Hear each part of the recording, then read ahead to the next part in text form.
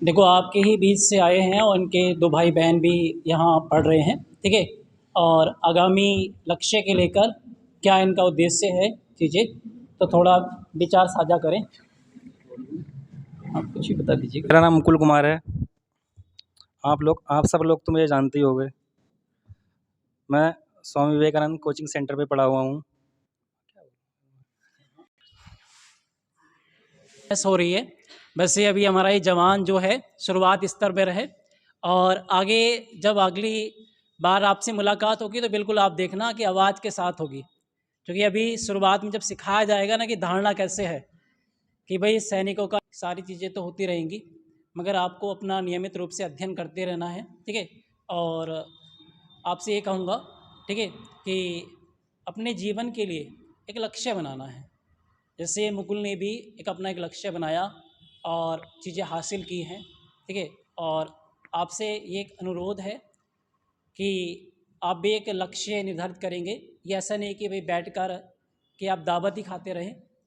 एक लक्ष्य पाना है कि आप भी कुछ करें।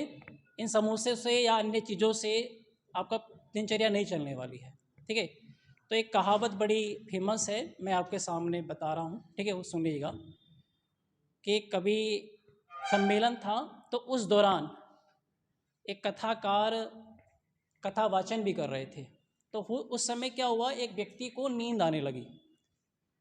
तो कथाकार वाचक जो थे, कथा सुना रहे थे, उनको लग रहा था कि जो सभा में बैठा है उसे नींद आने वाली है। तो उन्होंने एक दोहा कहा कि थोड़ी गई घनी रही, थोड़ी गई घनी रही, थोड़ी गई घनी रही, क्यों कलंक लग जाए, क्यों कलंक लग जाए, थोड़ी छूट के चक्कर में आप पीछे ना रह जाएं। मेरा कहने का मतलब ये है कि आप जब आगे बढ़ गए हैं, कंपटीशन में आ गए हैं, तो ऐसा ना हो कि वापस लौटना पड़े। ऐसे बहुत बच्चे होंगे कि 6 महीने तैयारी करी, साल भर करी, 1 साल करी, 2 साल करे, उसके बाद सोचते हैं यार अब नहीं हो पाएगा। होगा क्यों नहीं?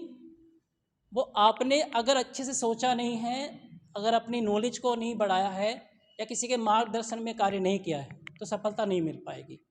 अगर रेगुलर रूप से तैयारी की है तो सफलता एक दिन जरूर मिलेगी। क्या है, कोई कुछ भी कर ले, आपके मंजिल को डगमगाने वाला नहीं है। दूसरी एक छोटी सी कहानी और आपके सामने प्रस्तुत करना चाहूँगा, अगर आपके पास समय हो तो। एक छोटी सी कहानी बताऊँगा।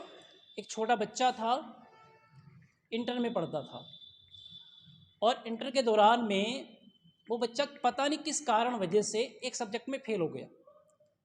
अब सब्जेक्ट में फेल होने के कारण उसके गांव के देहातों के सब लोगों ने, रिश्तेदारों ने बार बार उसको चेताया कि यार तुम तो बहुत पढ़ते थे, तुम्हारा तो ये इंटर का एग्ज़ाम पास हो जाना चाहिए था, मगर फिर भी वो बच्चा लगा रहा।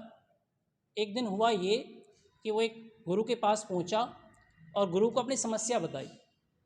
गुरु ने कहा कि बेटा आज ऐसा करना कि एक लोटा दूध लेना और उस मार्ग पर लेके जाना, और उसकी एक बूंद भी उस रास्ते पे ना गिरे।